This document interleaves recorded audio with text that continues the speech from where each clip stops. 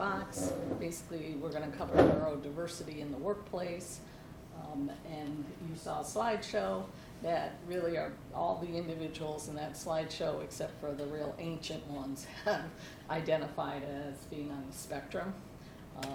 My name is Lynn Knox. I am a retired judge for the Connecticut Department of Labor, where I did unemployment appeals, and we dealt with the ADA issues, which I will cover briefly later in the presentation. I also was a social worker before I went to law school, and I worked with families who had neurodiverse children and specifically teenagers.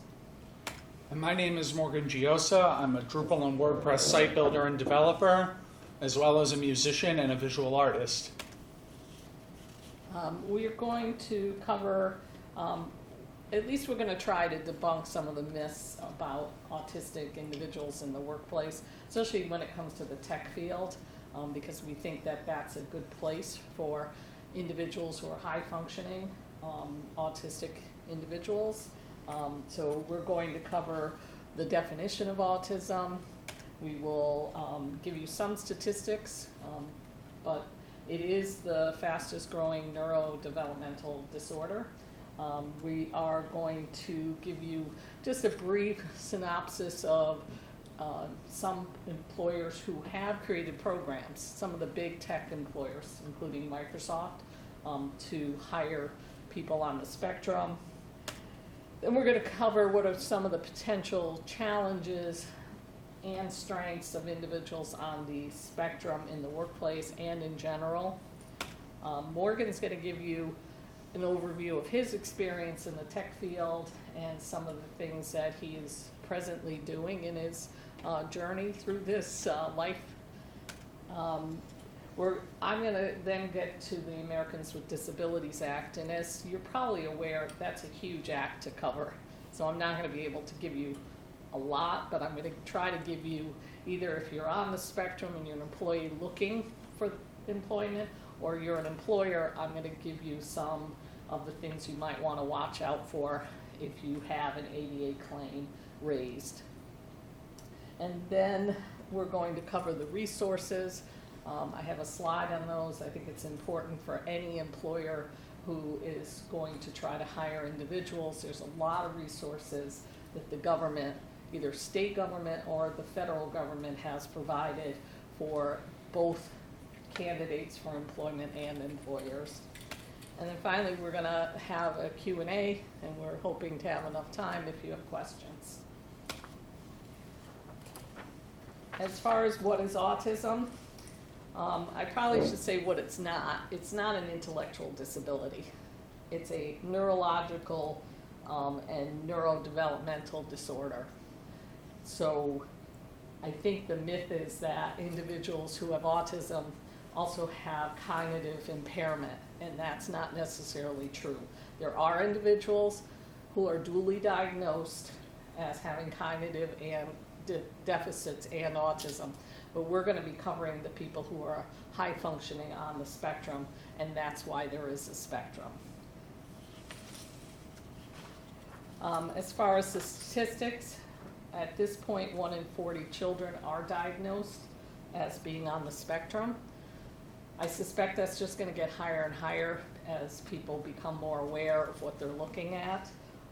Boys are more likely, 4 times more likely to be diagnosed than girls, but I think that figure is increasing for girls. I think the issue with girls is they tend to be shyer and less assertive in various school settings, so they might not get diagnosed until they're adults, and that's what they're discovering. Autism is the fastest growing developmental disability, according to the EOC and the CDC. Oh, sorry. Almost half of children identified on the spectrum have average to above average intellectual ability. Just 14%, and this could be a little higher now. We did this presentation some years ago. They use state disability services like rehab services to get employment. My experience with rehabilitation services on the state level is they will get individuals into lower paying jobs. like, being in a grocery store, helping out with bagging groceries, and they may have a very superior intellectual ability that's being wasted. 66% to 86% of adults on the spectrum are either unemployed or seriously underemployed. And that's really upsetting to me because I know my son Morgan has a lot of ability and his friends do too. And so I would like to see them employed on a more regular basis. As far as companies that have programs, Microsoft has created a program, probably because Bill Gates may be on the spectrum, but not identified. The one problem I found with the Microsoft program, it's a 2-week training program, and the individuals have to go on site, and that's somewhat difficult for autistic individuals. I think a Zoom program would be more beneficial, but I'm glad they do something. Freddie Mac also has a similar autism hiring program, but an internship. Auticon, which used to be called MindSpark, I don't know all these companies, so you may be more familiar with them. They have information technology services, quality assurance and testing. It was founded by an individual who had 2 sons on the spectrum, and he created this program, and it's a 4-week training schedule, and basically they use their training program to see what positions might be suitable for the candidates, which is good because they're trying to get them in employment. Then there is JP Morgan Chase that has focused since 2015. They've focused on, again, with their tech, they focused on hiring individuals on the spectrum. What they do is they use various local disability organizations to try to find their candidates. I think they also they train their managers, which I think is something that should be done in a workplace, because these individuals blow out of the workplace because they don't have like mentoring, they don't have managers who provide sensitivity training for their other employees in order to make sure they understand not to bully an individual who's different, and that doesn't have to just be an autistic individual. And then we have Ultranauts. This program was created by 2 MIT graduates. It's a software engineering firm, and its basic goal is to prove that neurodiversity is a competitive advantage in the workplace, which I haven't seen many companies say that. I think the last one, the SAPS Autism at Work program, that's really a European company, but it's gone across 17 different countries now, and they have been in the forefront of creating this type of program for autistic individuals.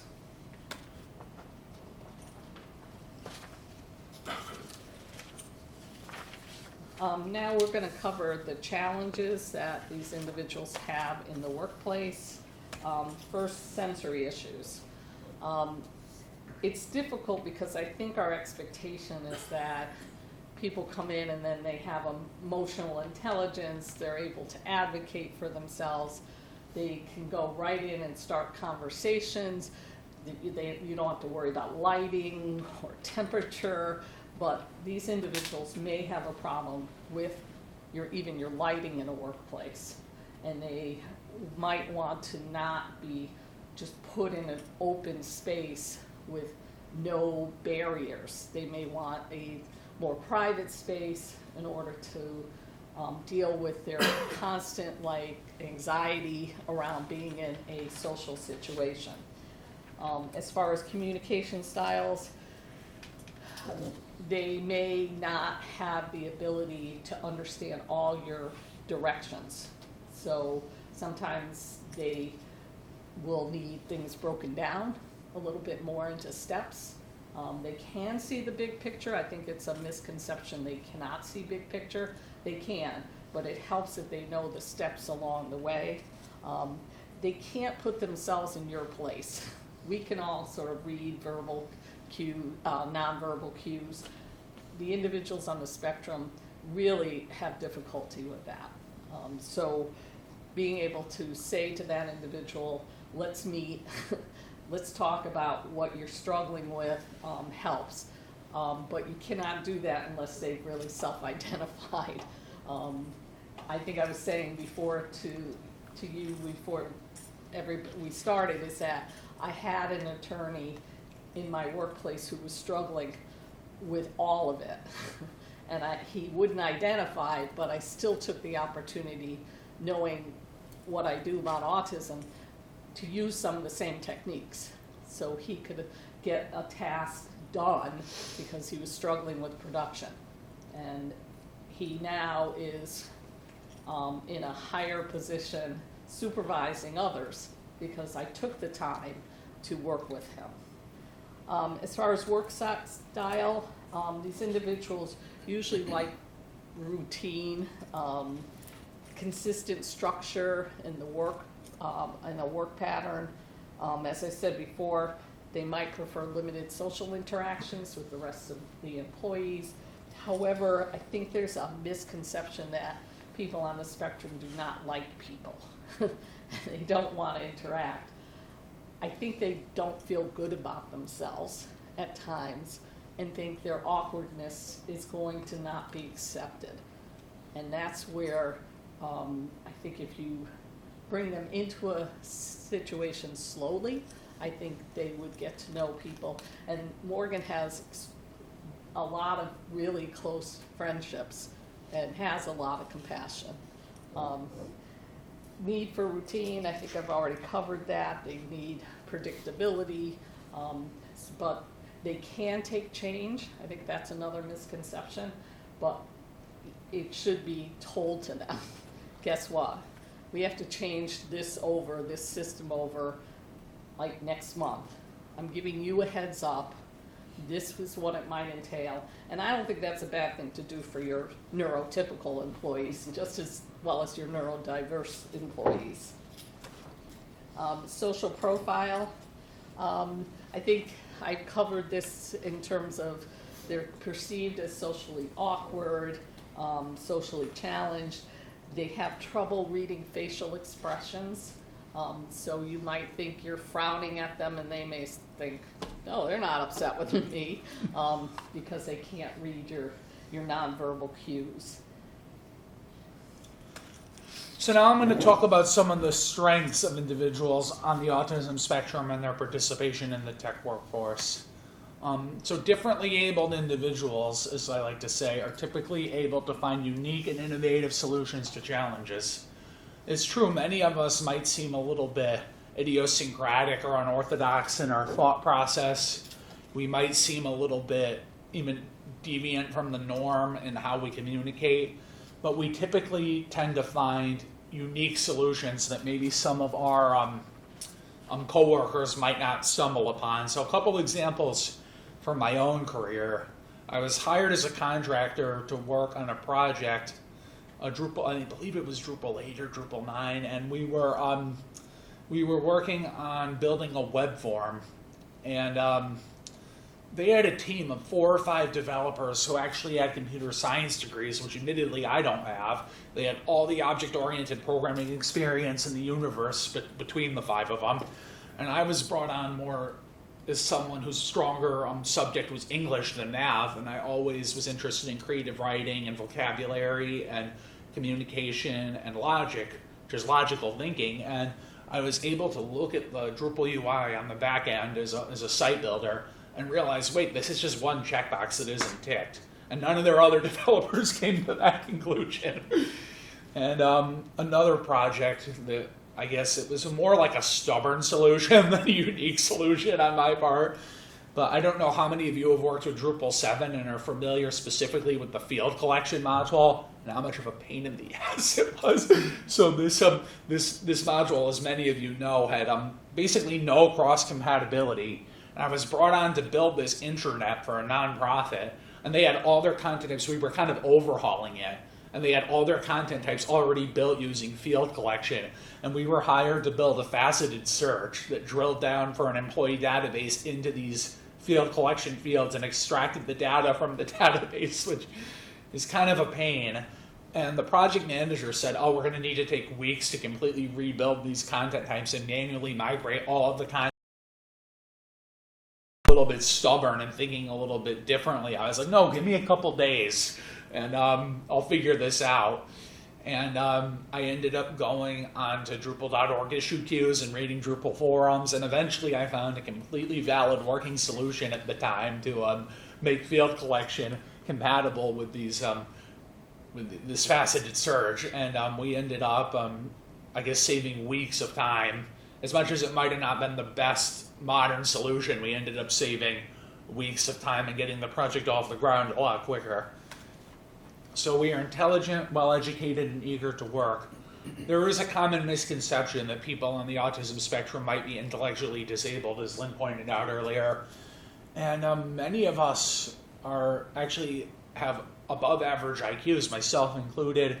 As far as well-educated, I like to read about subjects, whether it's music theory or music history, JavaScript tutorials, PHP tutorials.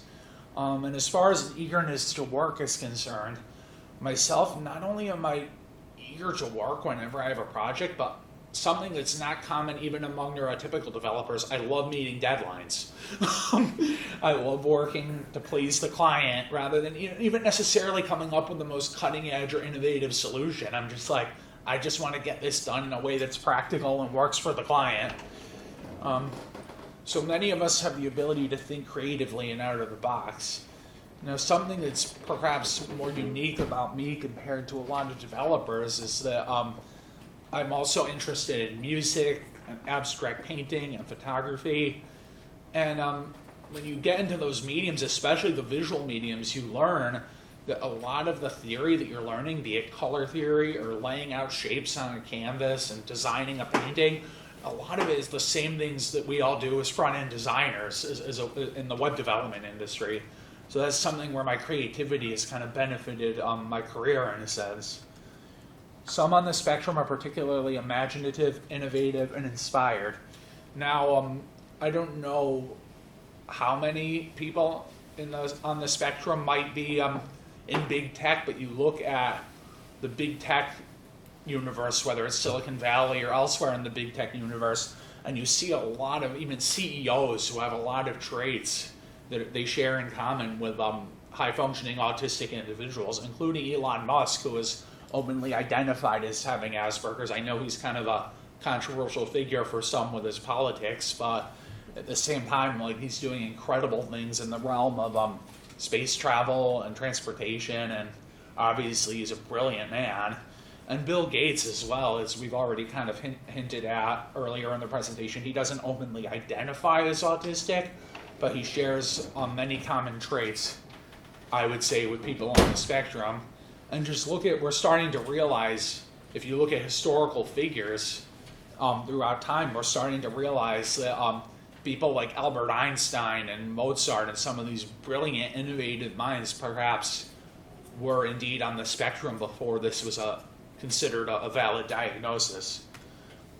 And Hans Asperger, who I know is a controversial figure, but I like this quote, the scientist who identified Asperger's syndrome in 1944, he opined, he said, "It seems for success in science and art, a dash of autism is essential. A necessary ingredient may be an ability to turn away from the everyday world, to rethink a subject with originality so as to create in new and untrodden ways."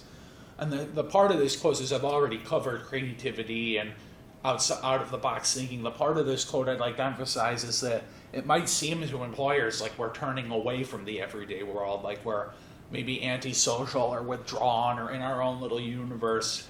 But it's a misconception that we don't want to socialize. Many of us do. We focus so deeply on the project and getting the work done and getting engrossed in the project that we might not be interested in small talk or the social dynamic of the workplace like a neurotypical employee might be.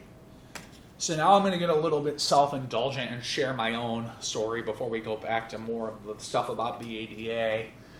So I've been a Drupal developer as well as I've worked with WordPress a little, and I've done some system admin and some various tasks that are kind of pertain to infrastructure in a Drupal hosting environment. And I've been doing this for about 10 years, so about a decade since I was a little over 10 years. I started studying out of high school with I had a one-on-one mentorship scenario with an individual who had a PhD in computer science, and he was retired as a college professor, but he wanted to give back a little, and he taught me a lot of what he knows.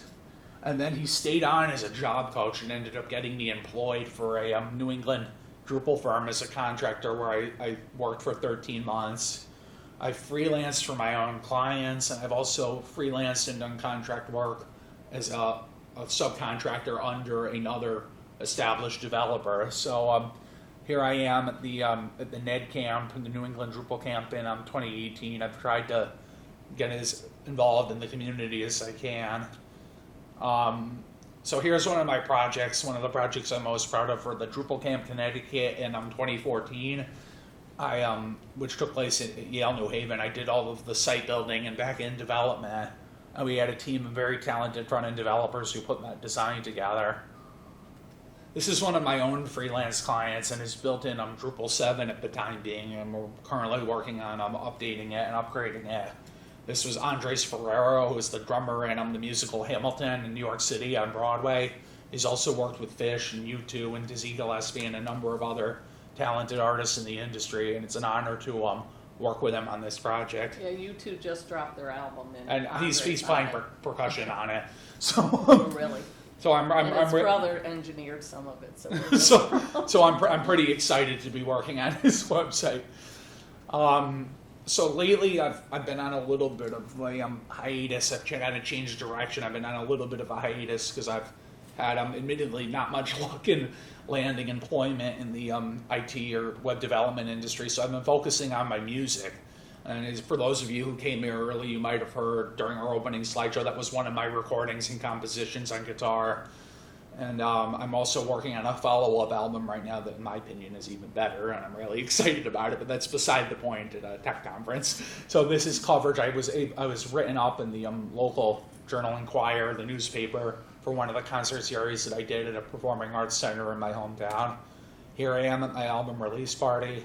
I've been making my way around the blues dive bar circuit in Connecticut with my band. As I mentioned, I also do abstract painting and also some nature photography, which I'll get into in a sec. But this has helped me. This has helped me learn a little bit more about front end design, as I mentioned. But this is one of my pieces that I exhibited at a local art gallery. I have a Canon DSLR, and I've been focusing on nature photography and learning composition in that medium. Some of my abstract paintings. And then, like I said, on this current hiatus from web development, so to speak, where my journey has taken me, I've really, aside from Drupal, which is still my biggest passion, I've been really enjoying playing guitar, and that's where my journey has kind of taken me into this new medium. So, take a breath. We're going to switch gears to the American with Disabilities Act. I know there's a lot of information coming at you, so sorry. I'll try not to make this so painful. Because once listening to me speak is once you get into the law, it becomes painful. That's why I'm retired.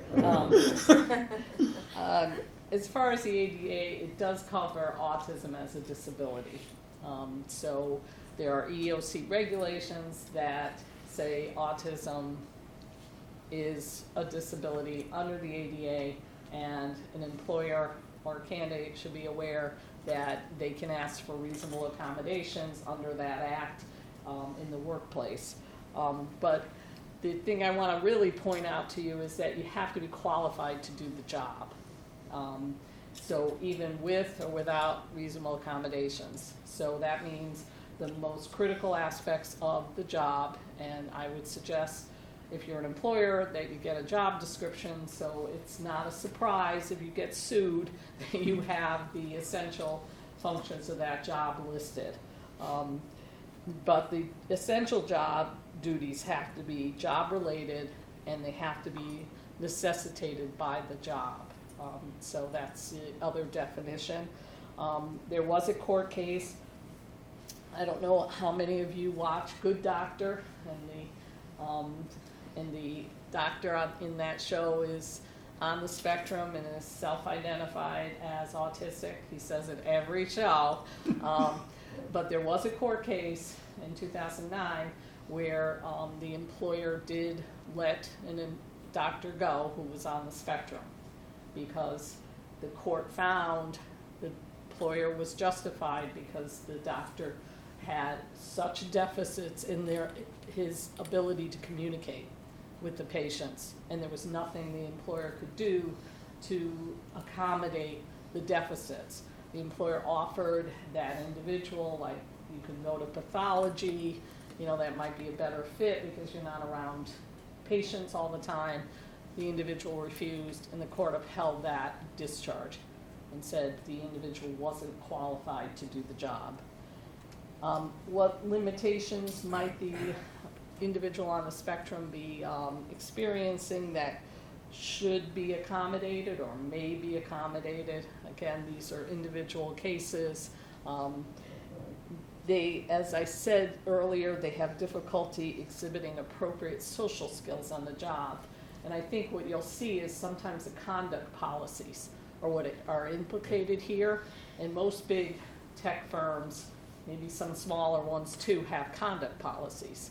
And I would suggest those be very specific, and that you go over those with the individual on the spectrum in more detail than you would another employee, because you can break them down and say, this is what this means as far as how you have to behave in the workplace.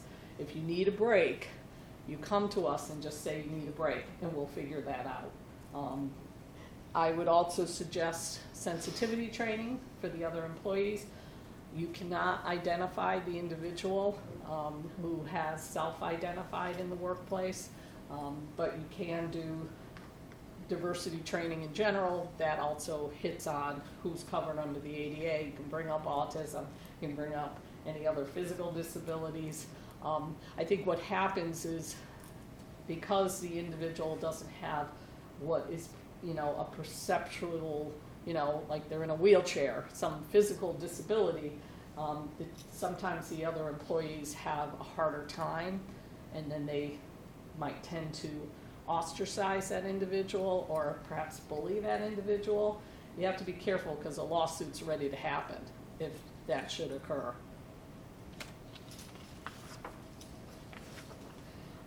What are reasonable accommodations?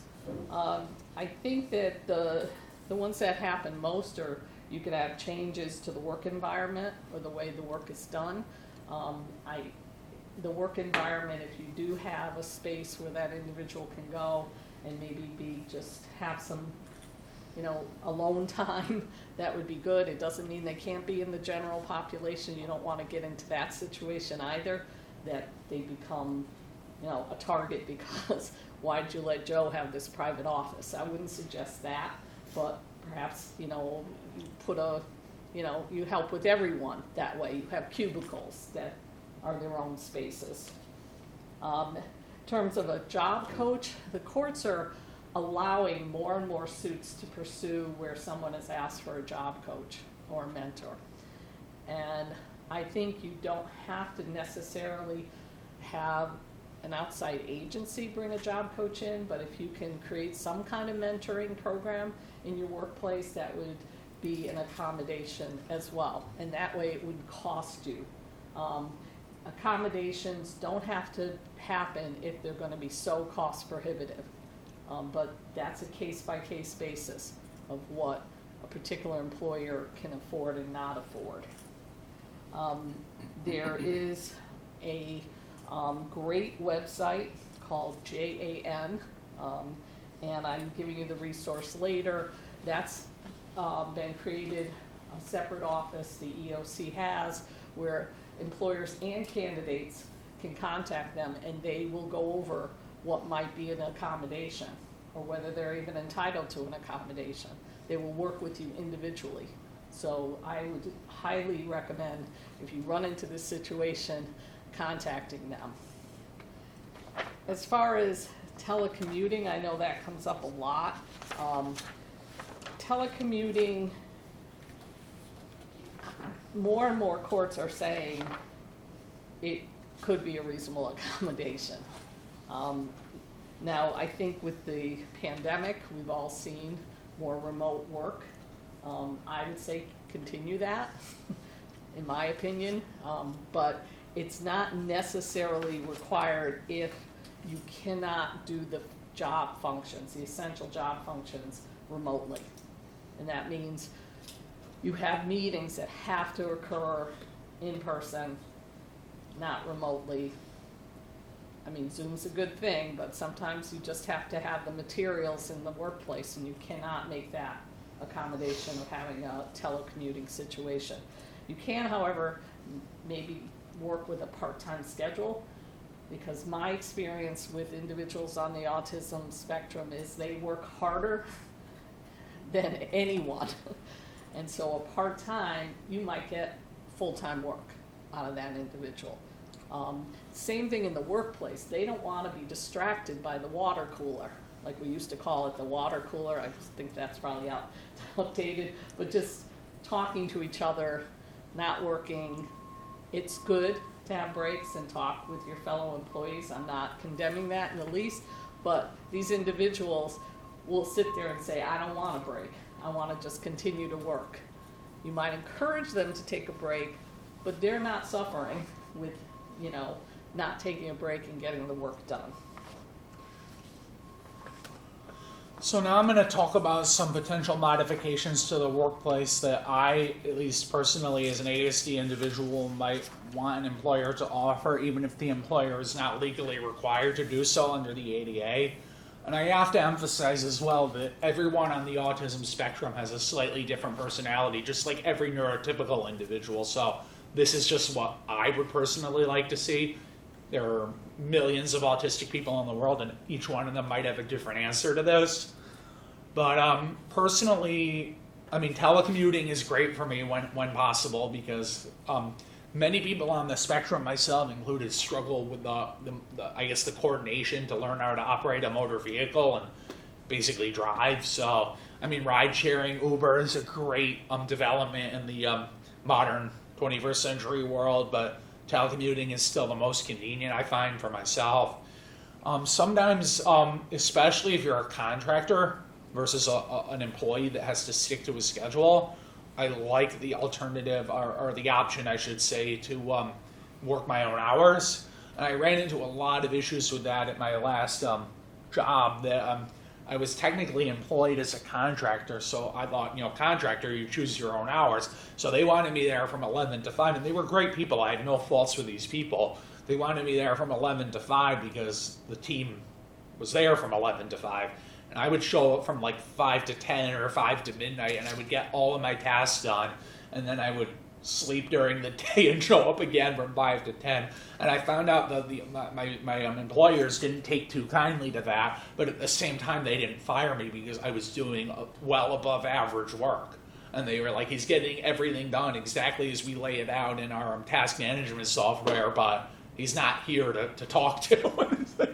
I know a company is not necessarily going to accommodate someone who never shows up when everyone else is present, but I feel like maybe if within reason, maybe a couple days out of the week, if I'm still getting the work done and I'm still being productive, I guess I don't really see an issue with if I were to choose my own hours. I mean, but another thing I'd like to emphasize is just, if you do have an employee on the spectrum who you assume or perceive to be on the spectrum, or you're considering hiring an employee who's on the spectrum, I would emphasize to employers to just be kind and empathetic and put yourself in that person's shoes, because it's a common misconception that autistic people can't put themselves in someone else's shoes or devoid of empathy, but many of us feel even increased or greater empathy, and we just struggle to externalize it because sometimes our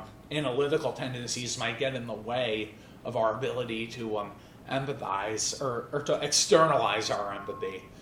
And I would just like to say, as far as empathy is concerned, I found it pretty difficult to break into the corporate, for lack of better terms, web development world. I mostly freelanced, and I don't have a computer science degree, but I would suggest just to like look at the possibility of maybe hiring an unconventional or idiosyncratic or unorthodox individual, because personally I find it hard to even get through the door at a web development firm if I don't necessarily have recent experience working at one.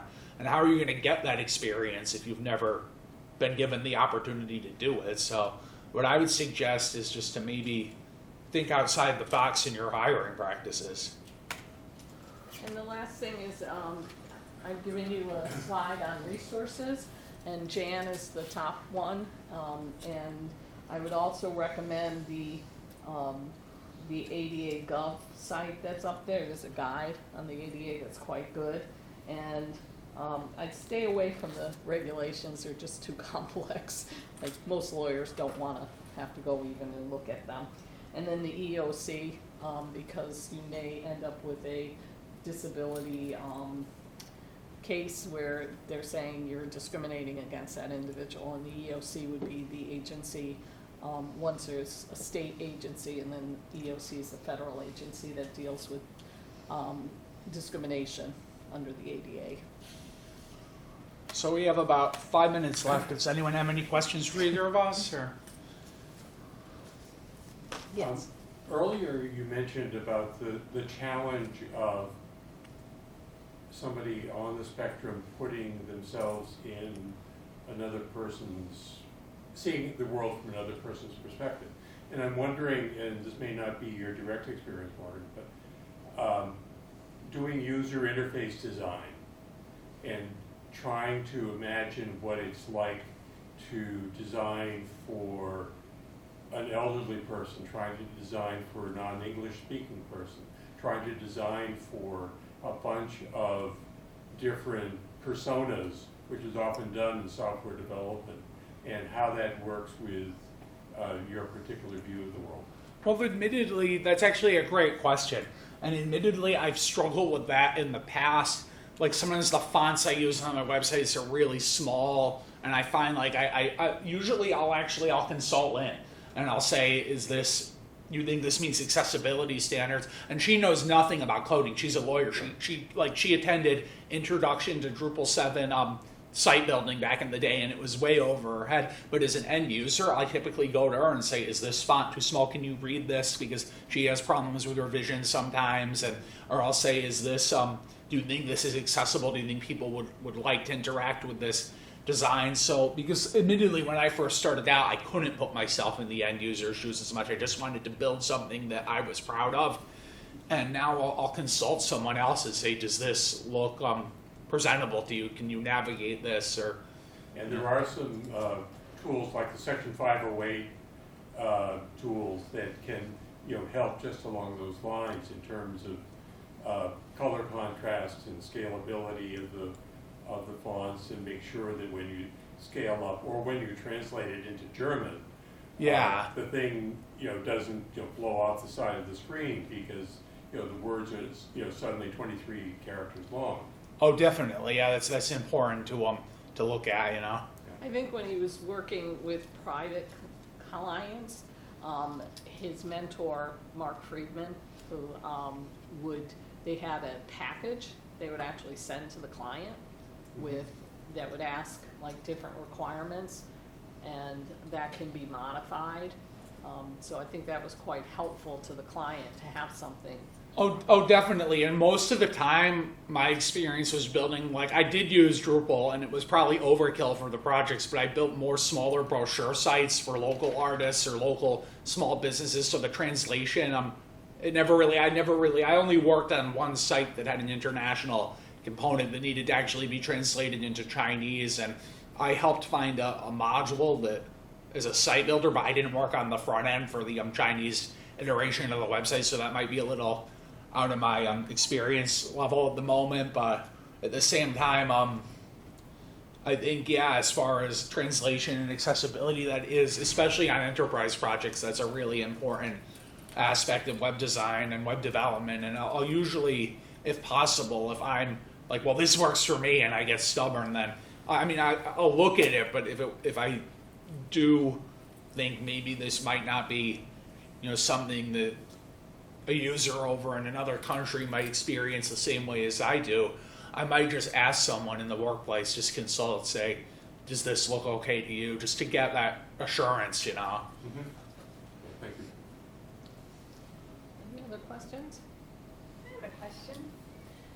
So you mentioned just the fact that you maybe have a hard time like breaking into the software development world and with at larger companies, and so I work at a software company, and we do internships, for like younger engineers who maybe come from colleges. Like we work with colleges and some nonprofits, and I was just wondering if there were any nonprofits that work to try to place like neurodiverse candidates into internships or entry level jobs. I'm personally not sure about nonprofits that might work with the neurodiverse. I know there are a lot of the larger autism organizations, like Autism Speaks, don't necessarily work to help the adult specifically who might be on the spectrum and looking to break into the workforce. Like they have their own agendas and stuff. But so I've actually thought about, in my own career, giving maybe thought to working for a nonprofit as a developer, because sometimes that's a little less of a fast-paced and stressful work environment than the corporate world. And I've thought about maybe just, sending emails to various local nonprofits and asking if they need help in their IT department. That's something I personally thought about doing, and I guess I just haven't gotten around to it with my music and the things I'm working on at the moment. But I think Morgan's background is in web development and not software engineering, so I think I do a lot of front end usually. Yeah, so and also a lot of the companies, they do require that degree, and I'm really a big proponent of mentorships, apprenticeships, than college. It's just my thing. My oldest is drumming in Hamilton on Broadway because he went and stayed 9 months in that individual's home and learned the show. And he actually dropped out of music college in his first year. So so Morgan, having Mark Friedman as his mentor, being able to work, I think we have to think outside the box, in other words, and not always think college is the way for these individuals. Or the only to way, go. really. Some people might choose Because they blow out of college as well, because the colleges do not have the programming in place for disability and autism. It's happening more and more, but I'm going to tell you, it's not good. And there is a university up in Vermont that actually one of my autistic friends attended, called Champlain, I believe. And they provide, it's more of a liberal arts, he was a graphic artist. He was not just a graphic artist, he was a visual artist. He wanted to paint and draw, and he went because it was more of an arts program. And they provide a lot of accommodations. If you go up to Burlington to this Champlain University, they provide a lot of accommodations for autistic individuals, including not mentors, but coaches, personal assistants to help you get to class on time and not blow out of the program. So that's actually a very good program in case anyone was wondering. And there are, of course, the rehabilitation services in each of the states and their agencies. It's such a mixed bag in terms of the jobs. I remember when Morgan was in high school and we got the Mark Friedman to come and work with his school to provide him how to be a web developer. They didn't have anything like that. I had to advocate for it. And the head of special ed said to me, why would you do that? Basically, can't he just bag groceries? That was the attitude, and he's now 30, and he's still living at home, and I'm not alone in that. There are many of us out there continuing to house our autistic adult children who we're just trying to get them employment, and they want good employment too. They don't want to bag groceries. And admittedly, I'd like to actually mention which I mentioned earlier when there were only a couple of people in this room, but I went to a life skills, social skills program for young adults back when I was in my early 20s, and it was geared toward individuals on the spectrum. And one of my friends there got a computer science degree, and he went from Tunxus, and then he went to Central to complete the program, Central Connecticut, and he's now bagging groceries. As unfortunate as that he completed his degree program, and as unfortunate as that might seem, a lot of us do struggle to break into the industry, even if we do have admittedly more of a background in coding and computer science than I even do. So I'm fortunate to have had the opportunities that I've had. Well, we've kind of run by our time. I want to make sure everybody gets lunch. Yeah. I really appreciate it. Thank you. Thank so you everyone for much. coming out.